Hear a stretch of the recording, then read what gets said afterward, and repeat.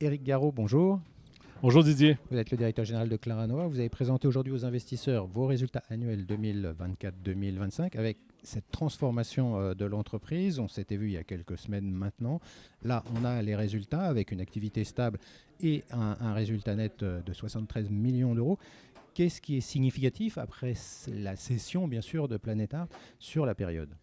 Écoutez, évidemment, on a débuté l'année en parlant de ce One Claranova, ce changement d'une société de participation vers une société opérante beaucoup plus efficace, beaucoup plus focalisée d'ailleurs sur la profitabilité de la boîte. Donc, lorsqu'on regarde, vous l'avez mentionné, la session de Planet Art a été l'événement fort dans tout ça. Ça nous a permis au final d'avoir un désendettement de plus de 100 millions. Vous l'avez mentionné, 73 millions en fait de résultats. 40 millions de capitaux propres de façon consolidée, c'est aussi un chiffre qu'on n'a pas réussi à mettre de l'avant depuis plusieurs années. Donc, une transformation importante du périmètre, mais vraiment un bilan assaini, une société en bien meilleure santé financière, orientée maintenant sur la croissance et cette capacité de livrer de la croissance et de la profitabilité dans les années à venir. Avec un profil que vous avez dit amélioré, de profil récurrent avec ce mode SaaS, Software as a Service. Est-ce qu'aujourd'hui, justement, il y a des possibilités d'améliorer la base client, de progresser sur vos activités, celles qui sont désormais aujourd'hui cœur? Oui, absolument. En fait, on l'a dit, dans la dernière année, ce qui a été un peu compliqué pour nous, évidemment, ça a été ce paramétrage, cet arbitrage dans nos investissements marketing pour l'acquisition client. Malgré tout ça, malgré un recul de nos investissements clients, on a quand même fait progresser notre base client de 4 %. C'est un peu moins bien que ce qu'on avait fait dans l'année dernière, malgré quand même qu'on a diminué nos investissements de façon plus importante. Donc aujourd'hui, lorsqu'on regarde l'avenir, c'est cette capacité à réinvestir en acquisition client, à accélérer la croissance de la base client. C'est ce qui va dynamiser. Et évidemment, je ne peux pas passer sous silence notre objectif, en fait, de doubler à horizon 2028 la proportion de notre chiffre qui sera fait en B2B.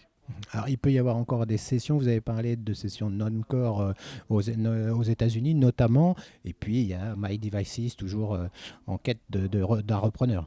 Oui, si je débute avec My Devices, bon, c'est un sujet récurrent parce que ça fait un an qu'on a annoncé notre intention de se départir de notre participation dans My Devices. On a toujours des discussions avec des repreneurs potentiels. Ce n'est pas nécessairement des discussions aujourd'hui qui ont mené vers un succès, mais on a toujours ces discussions-là. Donc, c'est dans notre radar de pouvoir annoncer quelque chose sur My Devices. Au niveau de l'activité non-core américaine, bien là, on a des discussions qui sont nettement plus avancées.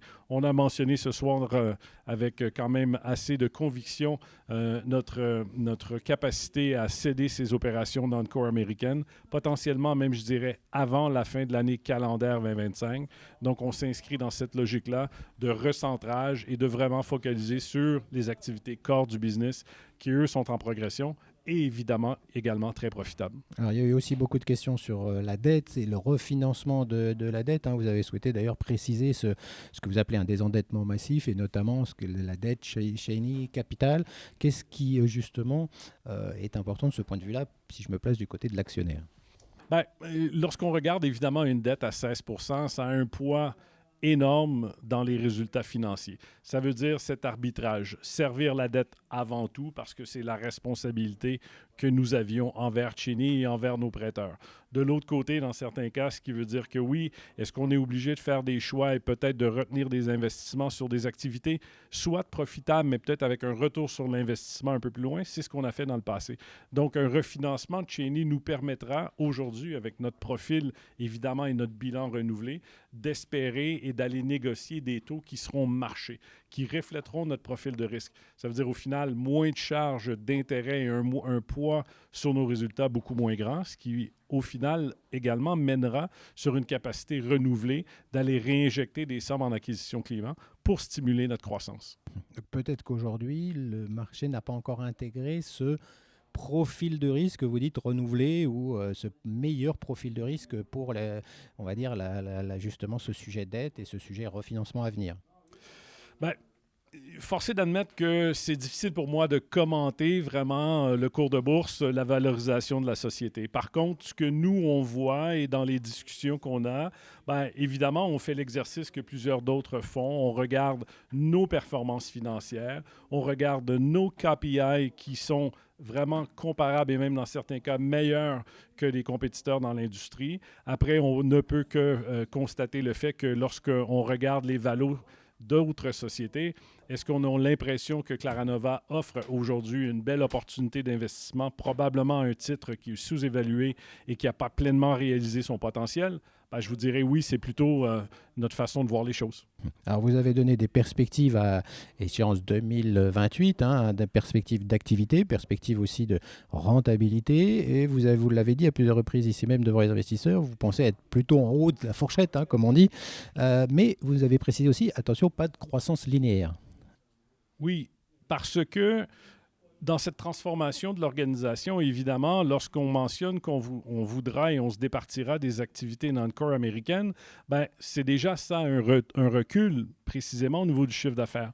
Donc, le retard un peu ou le délai avant de refinancer la dette aussi de Cheney Capital feront en sorte que le début d'année sur 2026, évidemment, on est toujours un peu dans cet arbitrage entre profitabilité et croissance de nouvelles ventes. Ce qui veut dire que lorsqu'on regarde le plan, lorsqu'on regarde après cette capacité à réinvestir en acquisition client, il y a une certaine inertie et à ce moment-là, les avantages qui viendront de ces investissements-là se feront probablement beaucoup plus sentir sur 2027, voire à l'horizon 2028. Donc, d'où l'explication de ne pas s'attendre à une croissance linéaire sur le business, mais vraiment de cette construction vers les objectifs qu'on a donnés à horizon 2028. Alors, sans se projeter en 2028, si on est sur les prochains mois, quelles vont être vos priorités pour arriver à ces échéances dans 3 ans? Qu'est-ce que vous allez mettre en place? Bon, la priorité numéro 1, elle est claire. J'insiste à nouveau, c'est le refinancement de la dette. C'est ce qui aura le plus gros impact dans le business. C'est ce qui nous donnera, en fait, plus d'espace pour respirer. Respirer, ça veut dire quoi? Ça veut dire nourrir nos ambitions de croissance. Évidemment, on va continuer à transformer l'organisation. J'ai parlé du non-core, ça fera partie des choses. Ce n'est pas la priorité, mais c'est important qu'on puisse livrer là-dessus. Le point qui est super important dans la croissance, c'est oui, évidemment, on reste une boîte résolument en B2C, mais notre capacité à réinvestir et d'accélérer la croissance du B2B, il est hyper important et c'est là-dessus qu'on focalisera également. Bien, on aura l'occasion d'en reparler. Merci, Éric Garot. Merci, c'est un plaisir.